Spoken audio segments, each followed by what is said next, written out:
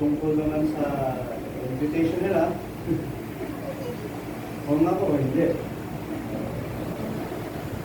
Siguro itong congregation, hindi ordinary kasama. Pero kayo, bilang siguro, meron kayong nabuong pagkakaibigan, pwede kayong pumunta bilang kaibigan lang. Pero yung makikisali kayo sa siguro yung fellowship lang, mga seminar sila. Pati huwag nyo nang ilang siguro kayo lang. At yung pagtutuloyan, baka nasa sa inyo.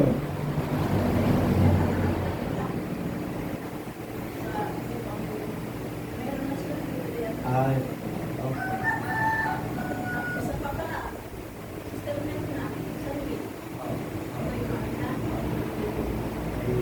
Ay, ano na sa GC. Maganda. Anyway, ang sila naman ay kakaroon na rin ng ambagan para sa aguloy para ibigay kay Pastor Shero. Kasi yung anak ni Sister Mirna ay na si Pastor Shero kaysa isang anak ay nasa atin yun, nasa atin siya. Ang bag ng church ay ibigay na rin siguro sa kanya para siya ay makarating din doon at ibigay yung tulong ng church para sa kanya. Kala ko, hiramin nila itong church para pagtuluyan. Hindi na alam. Kasi pagdating kasi may mga relation tayong nabuo sa kanila, mga magandang bagay din. Pero when it comes to katuwiran na ay iba na eh. Minsan, sa mga pagtuturo nila, siyempre iniiba nila tayo. Kaya hindi naman siguro malapag maging gano'n. Sa ibang side ay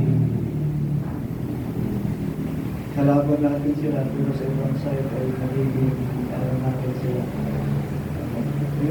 Sinabi ng kalaban, hindi naman kalaban ko. Kasi pag nakikita naman kami, papagyan din naman, may tuhan, hindi lang ayon sa mga aral at turo. Ito lang sa mga pangyayari, kaganapan. Pero pagdating sa katuwiran, sa mga turo at aral, ay iba lang usapan.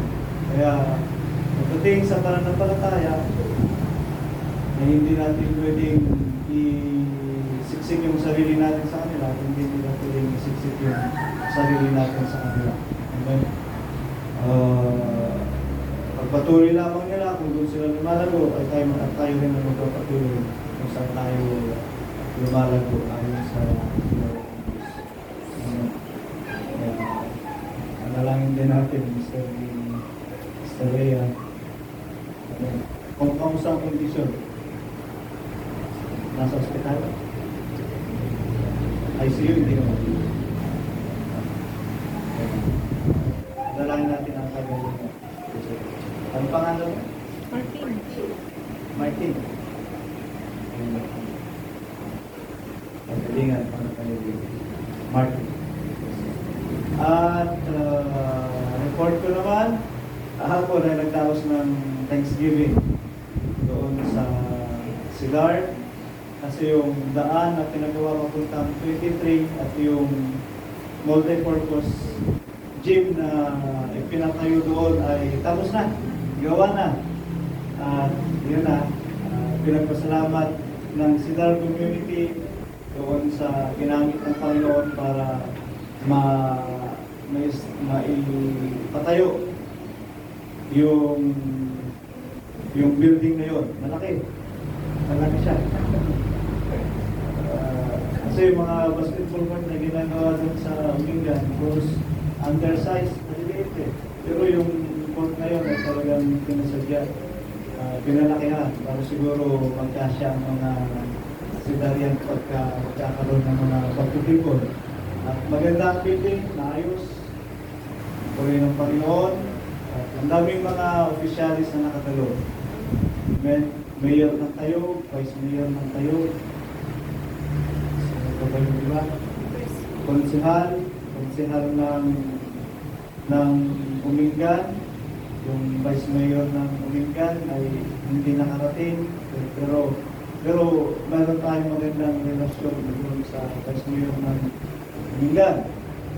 Isa yung lalaban na mayor itong susunod na eleksyon. Maganda yung ginagawa ng Panginoon doon sa lugar ngayon. Nagkakaroon, pinag-uusapan ang komunidad ng Sidato. Sabi nga nila, sa Umingan mismo, hindi lang sa Umingan, maging yung mga opisyalis nga, yung ano nga ng tayo, at saka si Congresswoman Remesias Agabas, Congresswoman ng 6th District, matunog sa kanya ang sidar. Nakarating na sa kanya dahil sa pagkakaisa na o pagtutulungan at yung mabuting result sa mga kaganapan sa lugar na yun. At po rin ng Panginoon, dumating siya. Nandun, nagkaroon kami ng presentation, nagkaroon ng programa, at salamat sa Diyos at naging matagumpay. Naghanda ang Sidar community para sa kanila. Ang in return ay nagbigay din naman ng ayuda si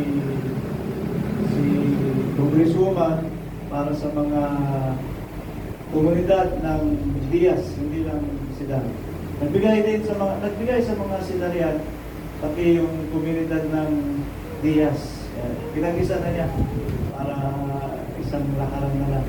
Nakatanggap din kami ng mga ayuda, binigay niya, bigas na rin sa ng Diyos. Pero salamat sa Panginoon. Yung kanyang suporta at sa kanyang pagtulong sa komunidad ng Sidar ay sabi niya na nandyan lang siya, kasama lang siya para sa development kung anong mga nararapat. Yung kuryente na medyo napahinto ay inutusan niya yung Umingan na namamahala sa electricity na ituloy agad kasi nabimpin mula nung nagkaroon itong holiday, hindi na naituloy. Ngayon, sabi niya, ituloy na kung ano ang dapat pangyari din sa lugar na yun. Doon yung suporta niya, yung makikiisa niya kung ano iniisip na development ng lugar na yun. Masaya na sa gabi, hindi na siya yung ganun kadilim. Kasi yung street light mula doon sa Multimodus na yun, mula doon sa gate hanggang doon sa kanto papuntang 23, may ilaw na lahat yun. Amen? Ang dami rin mga nagtayo ang sari-sari store, canteen, kainan, at kung ano, buhay na yung lugar na yun. Hindi na siya ganun nakakatakot na gaya ng dati. Maluwanag na yung daan ng Sidar at yung papuntang 23. Kaya maganda na. Nagkitambayan na nga ng mga tao ng kahapon. Kasi pinaglaro na yung court, yung basketball court ng gabi. Masaya yung mga tao. Maging yung mga taga-roon ay masaya sila. Nagkaroon na ng buhay yung lugar na yun. Lumiwanag na. Plus sa mga yung building na yun ay kasama rin silang makikinabang sa paglalaro siguro. Ngayon nga, dinadayo ngayon yun doon. Ngayon, may maglalaro doon na paliga ng barangay yata o ng bayan. Doon gaganatin ngayon. So, medyo malaki-laki kasi yun doon. Plus, mamayang hapon may exhibition game daw. Si Consumal Gallegues, sa ano yun, kasama rin kahapon na pumunta. Yung grupo niya, magkakaroon ng exhibition game sa mga 40 and above po. Puri ng Panginoon, masaya ang magkaraos ng Thanksgiving, nagpakain din doon sa mga komunidad ng Tibag, yung mga hindi sinarian na nandun lang sa paligid. Nimbilahan din ni Pastor Efren para makisaya at parang piyesta. Pinakain sila, hindi lang pakain, nakatanggap din sila ng mga ayuda. So, puri ng Panginoon, salamat sa katuwaan, kagalakan na ginagawa ng Diyos sa atin doon. And we have the full respect ng mga officials na sa lugar doon. Nirespeto nila ang sila. Gumanda siya na hindi nila tinulungan. Gumanda siya, naayos siya. Sa pagkakaisa ng mga kapatiran. Kaya sa ngayon, yung tulong nila, dumadagsabi naman, lalo mapaganda. Sa puri ng Diyos, salamat sa biyaya ng Panginoon.